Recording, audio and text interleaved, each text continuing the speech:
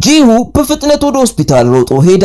ሴትዮዋ በስልኩ ስክሪን ላይ ያለውን ፎቶ ከጂሁ ጋር አመሳክራ ቤተሰብ መሆኑን ካረጋገጠች በኋላ ቦርሳውን ለጂሁ ሰጠችው። በዚህ ጊዜ ጂሁ በሄሱ ቦርሳ ውስጥ የአንጎል ቀዶ ጥገና ሕክምና የታዘዘበትን ወረቀት አገኘ። ጂሁ ማዘዣውን ይዞ ሐኪሟን ለመጠየቅ ሄደ። ሐኪሟ ግን ጂሁን ኃላፊነት የማይሰማው ባል እንደሆነ በመግለጽ ሚስቱ ለሕክምና ስትመጣ አንድም ቀን አብሮ ባለመምጣቱ ወቀሰችው። ጂሁ ይህንን ሲሰማ በጣም ደነገጠ። ሐኪሙ የምትለውን ነገር መረዳት አቃተው። በመጨረሻም ሐኪሙ የሄሱ በሽታ ምን እንደሆነ ለጂሁ በግልጽ አስረዳችው። በዚያው ቅጽበት ሄሱ ቦርሳዋን ለመፈለግ ወደ ሆስፒታል ተመለሰች።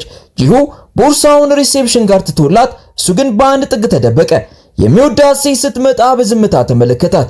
ጂሁ ወደ ምግብ ቤቱ ከተመለሰ በኋላ ሄሱና ልጇ ይኖሩበት ወደ ነበረው ባዶ ክፍል ገባ። ሁለቱ ስምምነቱን የተፈራረሙበትን ጊዜ ማስታወሰ። በዚያን ጊዜ ሄሱ በጣም ጠንካራ ሴት ነበረች። አሁን ግን ተቀይራለች። ይህንን ያልተለመደ ሁኔታ አስቀድሜ ማስተዋል ነበረብኝ በማለት ራሱን ወቀሰ። ዩሱንግ የሳለችውን የቤተሰብ ምስል ሲያይ ስሜቱን መቋቋም አቅቶት በእንባ ታጠበ። ጂሁ በከፍተኛ ጸጸት ተሞልቶ እንዴት እንዲደንቆሮ ሆንኩ እያለ ራሱን ወቀሰ። የሚወዳት ሴት በዚያ አስከፊ በሽታ ስትሰቃይ እሱ ግን ምንም ነገር ሊያውቅ ባለመቻሉ በራሱ አፈረ። የፍቹ ቀን ሲደርስ ሄሱ በሽታዋ በጂሁ እንዳይታወቅባት ጸጉሯን ለመቆረጥ ወሰነች። ምንም ምርጫ ስላልነበራት እያለቀሰች የምትወደውን ጸጉሯን ተቆረጠችው። በመቀጠልም ቀለል ያለ ሜካፕ ተሰራች። ይህ ለውጥ ጓደኛዋን በጣም አስገረማት። ሄሱም ጂሁን የምታገኝበት የመጨረሻው ቀን ስለሆነ ተውባ መታየት እንደምትፈልግ ነገረቻት። ጂሁ ቀድሞ ከፍርድ ቤቱ ፊት ለፊት እየጠበቃት ነበር። የሄሱን አጭር ጸጉር ሲያይ በጣም ደነገጠ። ጂሁ የመጨረሻ ራት አብረው እንዲበሉ ሐሳብ አቀረበላት። በመቀጠልም አብረው ሲኒማ ሄደው ፊልም ተመለከቱ። ከዚያም በቼሪ አበባዎች ስር አብረው ተጓዙ። ጂሁ ይህንን ሁሉ ያደረገው ከሄሱ ጋር ብዙ ጊዜ ለማሳለፍ ፈልጎ ነበር። ሄሱ ሚስጥሯን በራሷ እንድትነግረው እየጠበቃት ነበር። እሷ ግን ጂሁ ሆን ብሎ ፍቹን ለማዘግየት የሚሞክር መሰላት። ጂሁ በዚህ ጊዜ ሌላ አማራጭ ስላልነበረው የፍቹን ሂደት ከሄሱ ጋር አጠናቀቀ። ሄሱ የፍቹን ፊርማ እንደጨረሰች ጂሁ ወዲያውኑ የፍቹን ወረቀት ተቀብሎ ጨመደደው። ሄሱ በዚህ ድርጊቱ እጅግ ደነገጠች። ሄሱን ሊፈታት እንደማይችልም ነገራት። ከዚያም የፍቹን ወረቀት በሄሱ ፊት ቀደደው። በመቀጠልም ወደ እሷ ዞሮ በእርግጠኛነት ከበሽታዋ እንደሚያድናት ቃል ገባላት። ሄሱ ይህንን ስትሰማ እንደ በድን ቆማ ቀረች። ጂሁ አንቺ የኔን ሕይወት አድነሻል፣ ስለዚህ እኔ ደግሞ ያንቺን ሕይወት አድናለሁ አላት። ጂሁ በዚያን ጊዜ ስለ በሽታዋ በደንብ ተረድቶ ነበር። ሆኖም እሷ አሁንም በስምምነቱ ላይ መጽናቷን ሲያይ ሞኝ እያለ ገሰጻት። አንቺ ብትሞቺ እኔ ምን ሆናለሁ ሲል ጠየቃት። ሄሱ ግን ለጥያቄው ምላሽ ከመስጠት ተቆጠበች። የቀረውን ገንዘብ ከጂሁ አባት ማግኘትና የልጇን የሄሱን ግን የወደፊት ሕይወት ማረጋገጥ የምትችለው ጂሁ ከፈታት ብቻ እንደሆነ ነገረችው። እሱ ግን እንዳልፈታሽ ብቻ ተስማሚ እንጂ የፈለግሽውን ያክል ተጠቀሚብኝ፣ ሁሉንም ነገር ከኔ ማግኘት ትቻለሽ አላት። ሆኖም ሄሱ ይህ ጋብቻ ከቀጠለ በአካልም ሆነ በስነ ልቡና እጅግ እንደምትዝል ነገረችው። ጂሁ ሄሱን እንደሚፈታት ነገር ግን ይህ ማለት ግን ይተዋታል ማለት እንዳልሆነ ገለጸላት። ወደፊት እሱ የሚላትን እንድትሰማው ተማጸናት።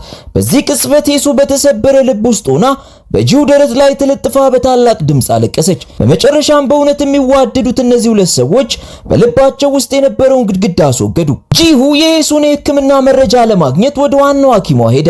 ለሕክምና ወደ አሜሪካ ሊወስዳትም አቀደ። ሄሱ ደግሞ በምግብ ቤቱ የነበሩ ሰራተኞችን ሁሉ ልትሰናበት ሄደች። ሼፉ ሊለቃት ባይፈልግም በመጨረሻ ግን ውሳኔዋን አከበረ። ሄሱ ለሕክምና ብቻዋን ወደ ሆስፒታል ሄደች። የኬሞቴራፒ ሕክምናው እንደጨረሰች ሰውነቷ በጣም ዝሎ ነበር። በዚህን ጊዜ ጂሁ ከጎኗ በመቆም ውሃ ሰጣት። ከዚያም በርህራሄ ላቧን ጠረገላት። በመቀጠልም የምትወደውን ሾርባ ጋበዛት። ነገር ግን ገና አንድ ማንኪያ እንደቀመሰች ወዲያውኑ ሊያስመልሳት ሞከረ። ይህ ጂሁን እጅግ አሳዘነው። እንደምንም ምግቡን በልተው ከጨረሱ በኋላ ሄሱ የሆነ መጥፎ ነገር እንዳያጋጥማት በመስጋት ጂሁ በቅርበት ይከታተላት ነበር። ሆኖም እሷ እንዲመለስ ስትቆጣው ትቷት ሄደ። ሄሱ ወደ ቤቷ በር ስትደርስ ግን ባለዕዳዎቹ መንገዷን ዘጉባት። የጂሁ ወንድም ጁንግ ስለ ውሸተኛው ጋብቻ ካወቀ በኋላ የጂሁ የንግድ ምስክር ወረቀትን ከሄሱ እጅ ለማግኘት አቅዶ በዚያም ጂሁን ከስልጣን ለመጣል አስቦ ነበር። ሄሱ እውነቱን ስታውቅ ወዲያውኑ እምቢ አለች። ጁንግ እስከ 50 ቢሊዮን ወን ሊሰጣት ቢስማማም እሷ ግን ቅንጣት ታክል ለገንዘቡ አልደነገጠችም። ይልቁንም የምስክር ወረቀቱን ቀደደችው። ገንዘቡ በጣም ቢያስፈልጋትም ዝቅ ያለች ሰው ግን እንዳልሆነች ነገረችው። ሄሱ አያትና የልጅ ልጅ አብረው ጊዜ እንዲያሳልፉ ልጇን ወደ አማቷ ቤት ወሰደቻት። ዩሱንግንም ለአማቷ አደራ ሰጥታ ጭንቅላቴን ለመቀነስ ጉዞ መሄድ ፈልጋለሁ አለቻት። አማቷ ኦክቻይንን ስትሰማ ለሄሱ የተወሰነ ገንዘብ ሰጠቻት። ሄሱም ደስ የሚል ጉዞ እንዲሆንላት ተመኘችላት። ከዚያም በኋላ ሄሱ ወደ መኪናው ውስጥ ከገባች በኋላ ስልኳን አጠፋች። ምክንያቱም ፍቅረኛዋንም ሆነ ዘመዶቿን በጉዳዩ ውስጥ ጣልቃ ማስገባት አልፈለገችም። ቀድሞ ትኖርበት ወደ ነበረው የትውልድ መንደሯን በሚስጥር ተሸሸገች። ሄሱ የባህር ዳርቻው ጋር ስትደርስ ከጂሁ ጋር ያሳለፈቻቸውን አስደሳች ትዝታዎች በአእምሮዋ ማሰብ ጀመረች። ሄሱ ሳታውቀው አያቷ የከፈቱትን ትንሽ ምግብ ቤት አስታወሰች። ከልጅነቷ ጀምሮ ወላጅ አልባ ስለነበረች እሷና አያቷ እርስ በርስ ተደጋግፈው ነበር የሚኖሩት። ምግብ ቤቱ እስካሁን ቢኖርም አያቷ ግን ሄሱን ጥሏት ከሄዱ ቆይቷል። በዚህ ጊዜ ጂሁ ሄሱን በስልክ ላይ ያገኛት ባለመቻሉ በጭንቀት እሷን መፈለግ ጀመረ። ወደ ሱያንግ የጥፍር ሳሎን ሄዶ ሄሱ ወደ አማቷ ቤት መሄዷን ተረዳ። አማቷ ኦክቻም ሄሱን ማግኘት አልቻለችም ነበር። ጂሁ ኦክቻ ቤት ሲሄድ ዩሱንግን ባያት ጊዜ በጣም ተደሰተ። ነገር ግን ኦክቻ እሱን ስታየው ወዲያውኑ ፊቷ ተቀየረ። ከእንግዲህ ሄሱ ላይ መጣበቁን እንዲያቆምም ነገረችው። ጂሁ ይህንን ሲሰማ ተስፋ ቢስ እንደሆነ ተሰማው። በዚያው ሰዓት የሄሱ የአንጎል እብጠት እየባሰ በመሄዱ በቆየችበት ማረፊያ ቤት ውስጥ ተኝታ በህመም እየተሰቃየች ነበር። ሄሱ ለጊዜው መድኃኒት ብትወስድበትም ህመሙ እንቅልፍ እስከሚነሳት ድረስ ያሰቃያት ጀመር። ስልኳን እንደምንም ካበራችሁ በኋላ ዩሱንግና ጂሁ የላኩላትን መልእክቶች አዳመጠች። በዚህ ወቅት ህመሙ ልትቋቋመው ከምትችለው በላይ ሆኖባት ነበር። የህመም ማስታገሻ ለመውሰድ ብትሞክርም ስትንቀጠቀጥ ግን ውሃውንም ሆነ መድኃኒቱን ወለሉ ላይ አፈሰሰችው። ጂሁ አሁንም ሄሱን ስላላገኛት በጣም ተጨንቆ ነበር። ሄሱ የቀራትን የመጨረሻ ጥንካሬ ተጠቅማ ለጂሁ ደወለችለት። በከፍተኛ መንቀጥቀጥ ውስጥ ሆና በጣም እንዳመማት ነገረችው። ወደፊት ህመሟ በዚህ ሁኔታ እየጸና ከቀጠለ ሄሱ ጂሁ ወደማያውቃት ወደ ሌላ ሴት ልትቀየር እንደምትችልና እሱ በዚህ ጊዜ ለሷ ግድ እንደሚሰጠው ጠየቀችው። ጂሁ ስቃዩን ሁሉ ተቆጣጥሮ የት እንዳለች ጠየቃት። ሌሊቱን በሙሉ መኪና እየነዳ ወደ ነበረችበት ማረፊያ ቤት ሄደ። ሄሱ በከፍተኛ ህመም ምክንያት ከበሩ ፊት ለፊት አቀርቅራ አገኛት። ጂሁ በፍጥነት ሮጦ ፊቷን ቀና አደረገ። እንዲህም አላት፣ ወደፊት ምንም አይነት መልክ ቢኖርሽ አሁን ካለሽበት ሁኔታ የትኛውንም ያክል ብትባባሺ እነዚህ ነገሮች ሁሉ ችግር የለባቸውም። ምንም ቢፈጠር አንቺ ለዘላለም የምወድሽ ሄሱ ነሽ። ሄሱ በእነዚህ ቃላት እጅግ ተነካች። ከዚህ በኋላ ከጂሁ ላለመሸሽም ወሰነች። ጂሁን አጥብቃ አቀፈችው። ሁለቱም ተቃቅፈው በታላቅ ድምፅ አለቀሱ። በማግስቱ ማለዳ ጂሁ ነገሮችን ለመገዛዛት በማለዳ ተነሳ። ለሄሱም የተሟላ ቁርስ አዘጋጀላት። እሷም ላደረገላት ነገር ሁሉ አመሰገነችው። እሱም ወዲያውኑ ማመስገን ከፈለገች መሳም እንዳለባት ነገራት። እሷ ግን በጣም አፈረች። ጂሁ በሽታዋን እንድትታከም በእርግጠኛነት እንደሚረዳት ነገራት። በአሜሪካ የሚገኝ ከፍተኛ ባለሙያም እንዳነጋገረ፣ ነገር ግን በመጀመሪያ እሷ ወደፊት ዳግመኛ ከሱ ላለመጥፋት ቃል እንድትገባለት ጠየቃት። ከዚያም ቃሏን እንደምትጠብቅ በትንሽ ጣቶቻቸው ቃል ተገባቡ። ያንን አጋጣሚ በመጠቀምም የቃል ኪዳን ቀለበቱን በሄሱ እጅ ላይ ያደረገላት። ከዚያም በኋላ ጂሁን ከንፈሯን ሳማት። ሄሱ በጂሁ ቃላትና ፍቅር ልቧ ተነካ። ከዚያም ጂሁ ሄሱን ወደ ኦክቻ ቤት ይዟት ሄደ። ሄሱና ጂሁ መታረቃቸውን ስታውቅ ኦክቻ ከመቆጣት ይልቅ ሁለቱ ተመልሰው በመገናኘታቸው ደስ አላት። ምክንያቱም ኦክቻ ጂሁ የልጅ ልጇን ዩሱንግን ምን ያክል በጥሩ ሁኔታ እንደሚንከባከባት አይታ ነበር። ስለዚህ ጂሁ ጥሩ ባል እንደሚሆን አምናለች። ሄሱ ይህንን ስትሰማ በከፍተኛ ሁኔታ ተደሰተች። ብዙም ሳይቆይ ጂሁ በአሜሪካ ከሚገኘው ፕሮፌሰር ምላሽ ደረሰው። ውጤቱም ቀደም ሲል ከተነገራት ጋር ተመሳሳይ ነበር። የሄሱ የጤና ሁኔታ ተስፋ የሚሰጥ አልነበረም። ይህ ጂሁን በጣም አሳዘነው። ሆኖም ውጤቱን ለሄሱ ለመንገር ስላልደፈረ ለጊዜው ሚስጥሩን ለመደበቅ ወሰነ። በሌላ በኩል ጁንግ ወንድሙን ደካማ ጎን እንደያዘ በማሰቡ ደስተኛ ሆኖ ነበር። ነገር ግን አባቱ ሁሉንም ነገር አስቀድሞ እንደሚያውቁ አልተረዳም። ሊቀመንበር ቾይ ጁንግን ለመቅጣት በማሰብ ጁንግ ኩባንያውን ገንዘብ በድብቅ ሲጠቀም እንደነበር የሚያሳየውን ማስረጃ አወጡበት። ጁንግ ወዲያውኑ ተንበርክኮ አባቱ አንድ ዕድል እንዲሰጡት ለመነ። ሊቀመንበር ቾይ ግን በዚህ በማይረባ ልጃቸው ሙሉ በሙሉ ተስፋ ቆርጠው ነበር። ጂሁ ደግሞ ወደ አባቱ ዘንድ ሄዶ በገዛ ፈቃዱ የመልቀቂያ ደብዳቤውን አስገባ። በቤተሰብ ውስጥ ያለውን የስልጣን ሽኩቻ ትቶ ለመውጣትና ከሄሱ ጋር ሰላማዊ ህይወት ለመኖር ወሰነ። ሊቀመንበር ቾይ ይህንን ሲሰሙ በጣም ተበሳጩ። ይህ ሁሉ የሆነው በሄሱ ምክንያት እንደሆነ በማሰብ ወዲያውኑ ጸሐፊያቸውን ልከው ሄሱን አስጠሯት። ሊቀመንበር ቾይ ሄሱ የአንጎል እጢ እንዳለባት አውቀው ነበር። ሆኖም እሷ ይህንን እያወቀች ለጂሁ እናት ጉበቷን ለመለገስ መስማማቷ ለገንዘብ ስትል ማንኛውንም ነገር እንደምታደርግ አሳምኗቸዋል። ለልጃቸው ምን አይነት መተት ብታጠጣው እንደዚህ ለሷ ሲል እስከ አሜሪካ ከፍተኛ ፕሮፌሰሮችን እንደሚፈልግና የቤተሰቡን ንግድ እንኳን እስከ መተው ሊደርስ እንደቻለ ጠየቋት። በመቀጠልም ሊቀመንበሩ ከልጃቸው እንድትለይ ስለፈለጉ ከአሜሪካ የመጣውን የምርመራ ውጤት ለይሱ ሰጧት። ይሱ የምርመራ ውጤቱን ይዛ ወደ ዋና ሐኪሟ ሄደች። በእርግጥም የጤና ሁኔታዋ በጭራሽ ተስፋ የሚሰጥ አልነበረም። በዚያን ቀን ጂሁ የቀዶ ጥገና ክፍሉ ደጃፍ ላይ ቆሞ ይጠባበቅ ነበር። ዛሬ የእናቱ ቀዶ ጥገና ቀን ነበር። እንደ ድል ሆኖ ቀዶ ጥገናው እጅግ ስኬታማ ሆኖ ተጠናቀቀ። በመጨረሻም የጂሁ እናት ተረፈች። ከጥቂት ጊዜ በኋላ ጤናዋ ተመልሶ ወደ መደበኛ ሕይወቷ ልትመለስ ትችላለች። በሌላ በኩል ይሱ ልቧ በከፍተኛ ሁኔታ ተሰብሮ ነበር። ጂሁ የሰጣትን የታጨችበትን ቀለበት እያየች ያለማቋረጥ እንባዋን ማፍሰስ ጀመረች። መሞትም ሆነ ጂሁን ጥላ መሄድ አልፈለገችም። በዚህ ጊዜ ጂሁ አንድ ጊዜ ተገናኝተው እንዲወያዩ መልእክት ላከላት። ሁለቱ አብረው ዩሱንግን ይዘው ለሽርሽር ወጡ። እሷም ወዲያውኑ ስለ አሜሪካዊ ፕሮፌሰር የምርመራ ውጤት ጂሁን ጠየቀችው። እሱ ግን ውጤቱ በጣም ጥሩ እንደሆነና ለማገገም በንቃት መታከም ብቻ እንደሚያስፈልጋት ዋሻት። ጂሁ ለየሱ የማይረባ ነገር ማሰብ እንድታቆም ነገራት። ነገር ግን እሷ ውጤቱን ከአባቷ ማግኘቷን ገና አላወቀም ነበር። ሁለቱ ጸንተው ለመቆምና ተስፋ ላለመቁረጥ እርስ በርሳቸው ቃል ተገባቡ። ዩሱንግ ሄሱና ጂሁን ሲሳሳሙ ስታይ በደስታ እየሮጠች መታ ተቀላቀለቻቸው። በማግስቱ ሄሱ በራሷ ተነሳሽነት የጂሁን አባት ለመፈለግ ሄደች። ቀደም ሲል የሰጣትን የውል ስምምነት ገንዘብ መለሰችለት። ሊቀመንበር ቾይ ይህንን ያዩት በጥርጣሬ ነበር።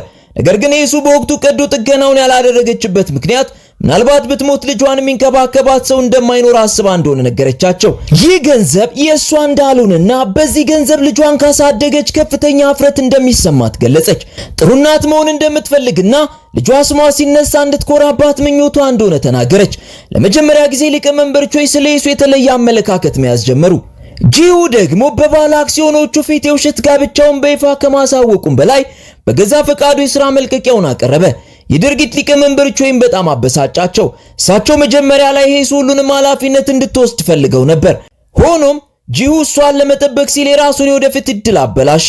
ጂሁ ግን ኩባንያውን ለቆ ከወጣ በኋላ ከዚህ ቀደም ተሰምቶት የማያውቅ ሰላም ተሰማው።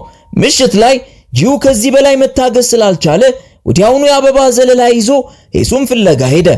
ጂሁ በቀስታ ወደ እሷ ተራመደ። ሁለቱ እርስ በርሳቸው አጥብቀው ተቃቀፉ። በዚህ ቅስፈት ሄሱ ከዚህ ቀደም አግኝቶ የማታውቀውን ደስታ አገኘች። ሶስቱ ቤተሰብ የሚገባቸውን ደስተኛ ሕይወት መኖር ጀመሩ። ሶስቱም አብረው ምግብ በሚመገቡበት ጊዜ ጂሁ ዩሱንግን አባዬ ብላ እንድትጠራው ጠየቃት። እሷም በደስታ አባዬ አለችው። ይህም ጂሁ በደስታ እንዲሞላ አደረገው። በዚህ መሃል ሊቀመንበር ቾይ በጣም መከራ ውስጥ ነበሩ። በኩባንያው ውስጥ ያሉትን በርካታ ጉዳዮች ማስተናገድ ብቻ ሳይሆን ወደ ቤት ከተመለሱ በኋላ የማይረባ ልጃቸው ማየት ስለሰለቻቸው ጁንግን በቁጣ ወደ አሜሪካ ኩባንያ ላኩት። የጁንግ እናት የባሏን አድሎ መታገስ ስላልቻለች ከልጇ ጋር ለመኖር አብራ ወደ አሜሪካ ለመሄድ ወሰነች።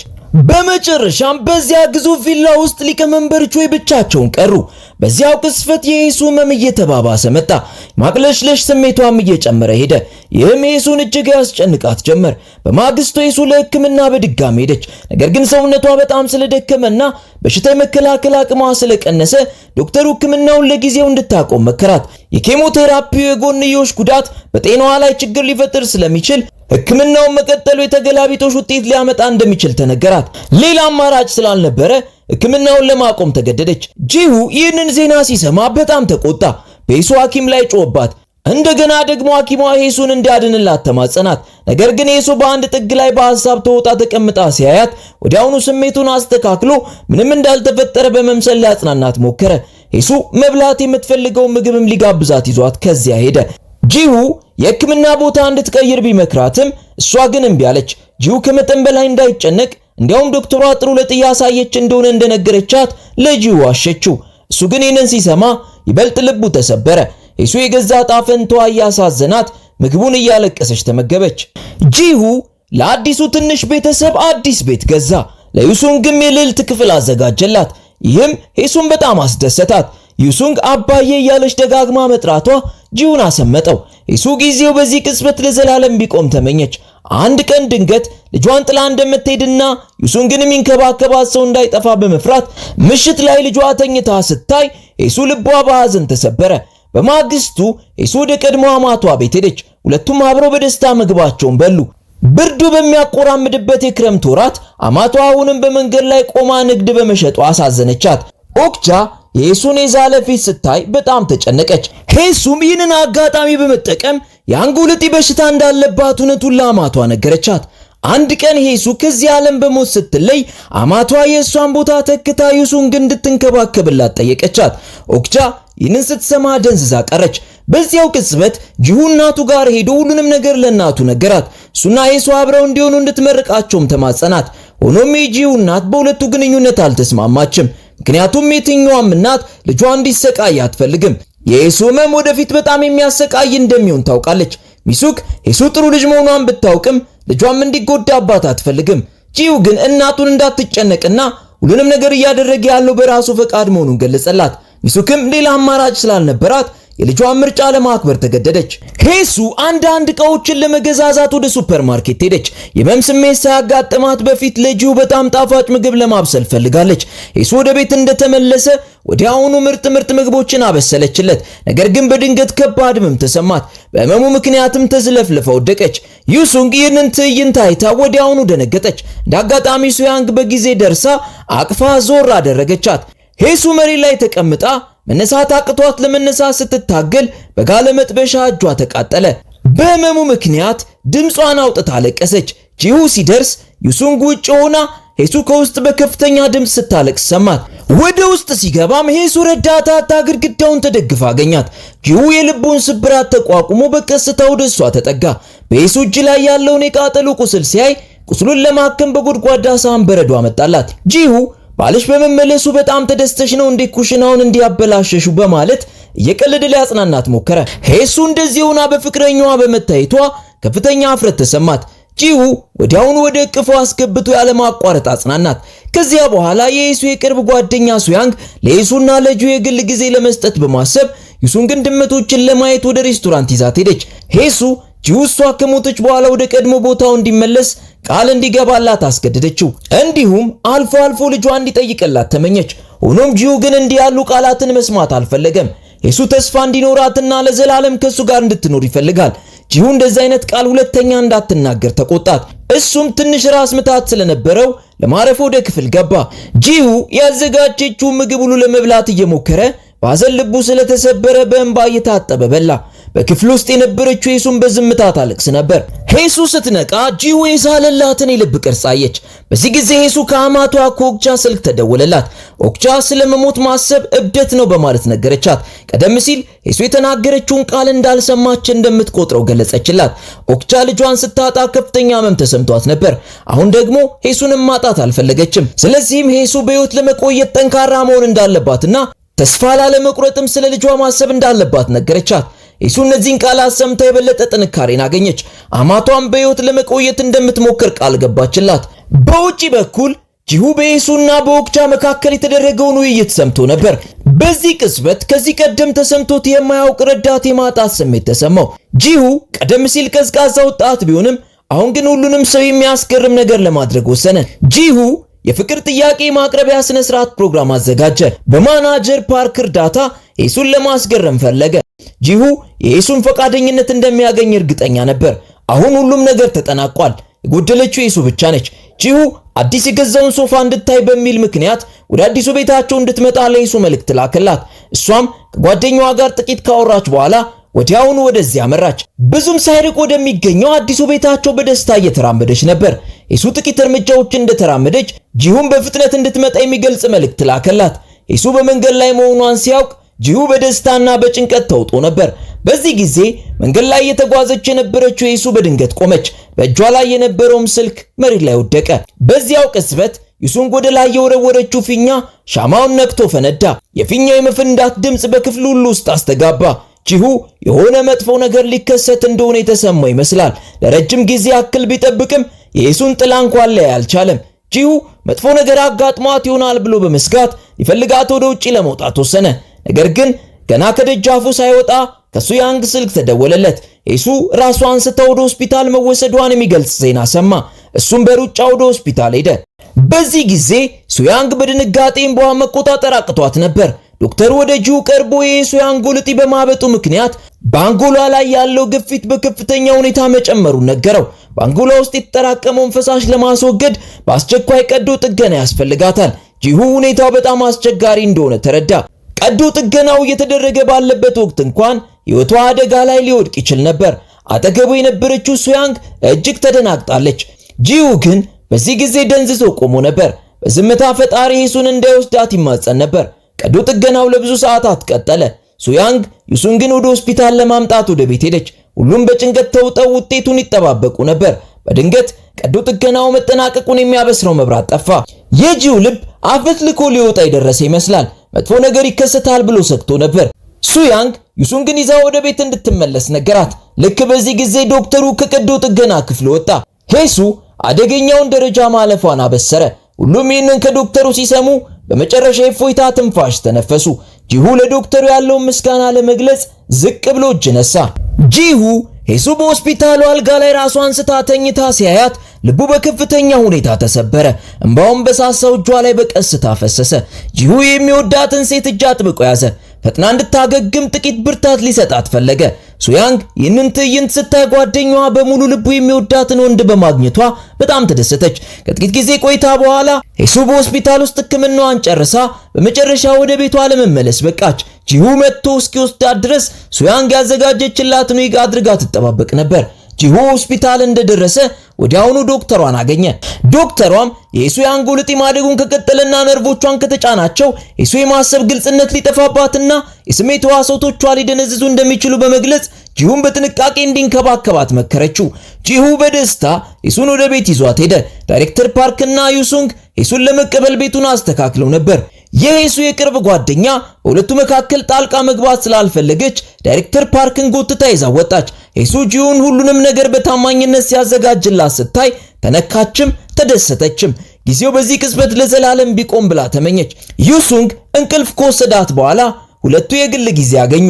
በድንገት ጂሁ መሄድ እንዳለበት ሲነግራት ሄሱ በጣም አዘነች። ነገር ግን ጂሁ በድንገት ከኋላዋ መጥቶ አነሳት። በማግስቱ ጠዋት ጂሁና ዩሱንግ ስፖርት ለመስራት ወደ ውጪ ሲወጡ ሄሱ በቤት ውስጥ ቁርስ አዘጋጀች። ምናልባት ይህ ለቤተሰቡ በጣም ደስተኛና ሰላማዊ ጊዜ ነበር። ነገር ግን በድንገት በሄሱ ፊት ላይ ያለው ነገር ሁሉ መብለጭለጭና መደብዘዝ ጀመረ። አዳዲስ ምልክቶች የሚታዩበት ደረጃ ላይ መድረሷን በግልጽ ተረዳች።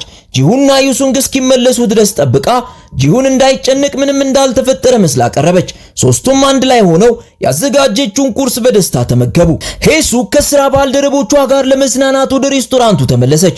ቆንጆውን አለመታየትም ጠዋት ተነስታ ተኳኳለች። ጂሁ ከኋላዋ ሆኖ በቀስታ አቀፋት። የቅስበት ምንኛ ደስ ይል ነበር። ነገር ግን ሬስቶራንቱ ደጃፍ ላይ ሲደርሱ እይታዋ በጣም መደብዘዝ ጀመረ። ጂሁን እጇን እንዲይዛት ነገረችው። እሱም በጭንቀት ተመለከታት።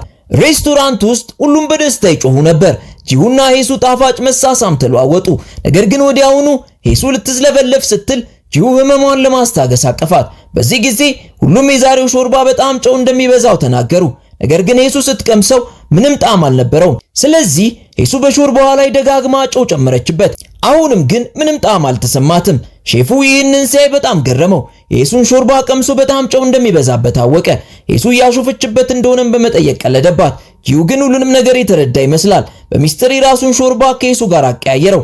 ሱያንግ ስትቀምሰው የሄሱ ሾርባ ጨው እንደሌለው ተናገረች። ሄሱም ያልተለመደ ነገር መከሰቱን የተረዳች መሰለች። ጠረጴዛው ላይ የፈሰሰውን ጨው በመጥቀስ ወደ አፏ ከተተችው። በዚያች ቅስፈት የመቅበስ ስሜቷን እንዳጣች ተረዳች። እሷ በተፈጥሮዋ ሼፍ እንደመሆኗ ይህንን እውነት ለመቀበል በጣም ከበዳት። ምንም እንኳን የጂሁ ልብ ቢሰበርም በዓይኖቹ ብቻ ሄሱን ሊያጽናናት ሞከረ። ሼፉም ሄሱ ዛሬ እንግዳ ሁኔታ ላይ መሆኗን ስለተረዳ ምናልባት ነፍሰ ጡር ነሽ ብሎ ጠየቃት። በመጨረሻም ሁሉም ሰው ሁለቱ በቅርብ ልጅ እንዲወልዱ ተመኝተው ብርጭቆቻቸውን ወደ ላይ አነሱ። ነገር ግን እውነታው ሄሱ ማርገዝ የማትችል መሆኗ ብቻ ሳይሆን በአሰቃቂ አንጎል እጢ እየተሰቃየች መሆኑ ነበር። ዛሬ የጂሁ እናት ከሆስፒታል ከወጣች በኋላ ሄሱን በድብቅ ከሩቅ ሆና ለማየት መጣች። ሆኖም ሚሱክ ሄሱን በቀጥታ አልተገናኘቻትም። ጂሁን አግኝታ በቀይ ኤንቨሎፕ የገንዘብ ስጦታ ሰጠችው። ይህም ለሱና ለሄሱ የሰርግ ስጦታ እንዲሆን አሰበች። መጀመሪያ ላይ ሚሱክ ሄሱን አግኝታ እንኳን ደስ ያላችሁ ለማለት አስባ ነበር። ነገር ግን ሄሱ እሷን ስታይ ልታዝን ትችላለች ብላ ፈራች። ጂሁ የእናቱን ምርቃት በማግኘቱ እጅግ ተደሰተ። ሚሱክም አካባቢውን ለቃ ለመሄድ ወስናለች። ወደ ትውልድ መንደሯ ተመልሳ ከወንድሟ ጋር ለመኖር አቀደች። በዚያው ቅጽበት ዩሱንግና እናቷ ስዕል እየሳሉ ነበር። ዩሱንግ እናቷ የንግሥት ዘውድ እንድትስልላት ጠየቀቻት። ነገር ግን እስክርቢቱን የያዘው የሱ እጅ ያለማቋረጥ ይንቀጠቀጥ ነበር። በራሷ ተበሳጭታ ውጥረቷን ለመቀነስ ወደ ውጭ ወጣች። በዚያም አማቷ ኦክቻ ልትጠይቃት ስትመጣ አየቻት። ኦክቻ ብዙ ምግብ ይዛ ነበር። ለዩሱንግ የሚሆኑ ጣፋጭ ምግቦችን አመጣች። ኦክቻ የምራቷን እጅ ይዛ ካሁን በኋላ እንደ ወላጅ እናትሽ ቁጠሪኝ አለቻት። ሄሱ ይህንን ስትሰማ እጅግ ተነካች። ኦክቻ ቀደም ሲል ሄሱን በመጥፎ ሁኔታ ታስተናግዳት ስለነበር አሁን በጣም እንደተጸጸተችና ለትክሳት እንደምትፈልግ ነገረቻት። በዚያ ምሽት ሄሱ ለልጇ ወደፊት ዩሱንግ ጠንካራ እንድትሆንና እናቷ ከጎኗ ባትኖርም እንኳን በደስታ መኖር እንዳለባት ነገረቻት። በድንገት የልጇ ምስል በዓይኗ ላይ እየደበዘዘ መጣ። በስሜት ተውጣ እማማ ምንም ማየት ባትችልም እንኳን አንቺን ግን ሁልጊዜ ታይሻለች፣ ምክንያቱም እማማ በጣም ትወድሻለች አለቻት። ዩሱንግ ግን በንጹህ ልቧ የእናቷ ዓይን ደክሞ መስሏት እማማ መነጽር ማድረግ ብቻ ነው የሚያስፈልግሽ አለቻት። ዩሱንግ በታዛዥነት የእናቷን እንባ ጠረገችላት። ሄሱ የልጇን የዋህነት ስታይ ልቧ በሐዘን ተሰበረ። እጣ ፈንታ ለምን በኔ ላይ እንዲጨካኝ ሆነ ስትል ፈጣሪዋን አማረረች። በውጭ በኩል ጂሁ ሄሱ እንዳትወድቅ መደገፊያዎችን በጥንቃቄ እየገጠመላት ነበር። የምትወደው ሙዚቃ ከፈተላት። ሁለቱ እርስ በርሳቸው ተቃቅፈው በቀስታ ደነሱ። ሆኖም የጂሁ እንባ ሊቆም አልቻለም። ፊቱ በእንባ ይርስ ጀመር። ፊቱ ልትነካው ፈለገች፣ ምክንያቱም እይታዋን ካጣች በኋላ የእሱን መልክ እንዳትረሳው ፈርታ ነበር። ጂሁ ጠንካራ ለመሆን ቢሞክርም የሚወደውን ሰው ሊያጣ ሲቃረብ የማይደክም ሰው የለም። ሄሱ በቀስታ በእግር ጣቶቿ ቆማ የጂሁን ግንባር ሳመችው። ለሷ ላደረገላት ነገር ሁሉ አመሰገነችው። ሁለቱ በፍቅር ተያዩ። አይኖቻቸው በቁጭትና በፍቅር ተሞልተው ነበር። በማግስቱ ጠዋት ሄሱ በጠዋት ተነስታ ምግብ አዘጋጀች። ከዚያም ሶስቱ አብረው ወደ ዙ ሄዱ። አብረው ቆንጆ ፓንዳዎችን አዩ። የራሳቸው የሆነውን ደስተኛ ጊዜ ማሳለፉ። ጂሁ የሚወዳት ሴት ለምን ያክል ጊዜ በሕይወት እንደምትቆይ አያውቅም። ምናልባት 1 ዓመት፣ ምናልባትም 1 ወር ወይም ደግሞ ነገ የመጨረሻዋ ቀን ሊሆን ይችላል። ነገር ግን እሱ በውሳኔው መቼም አይጸጸትም። ስለዚህ ጂሁ አሁን ሊያደርግ የሚፈልገው ነገር ቢኖር ሄሱን መውደድ ብቻ ነው። እስካለ ድረስ እስከ መጨረሻዋ ቅጽበት ድረስ ሊወዳት ይፈልጋል። ሜሬጅ ኮንትራት የተሰኘ የኮሪያ ፊልም በዚህ ተጠናቋል። ልክ እንደዚህ መሳጭና አዝናኝ ፊልሞች ሲለቀቁ ወዲያው እንዲደርሳችሁ ፔጁን ሰብስክራይብ ማድረግ እንዳትረሱ። ሁሌም ምርጥ ምርጡን ለእናንተ ቤስት ሙቪስ ሪካፕ ይመቻችሁ።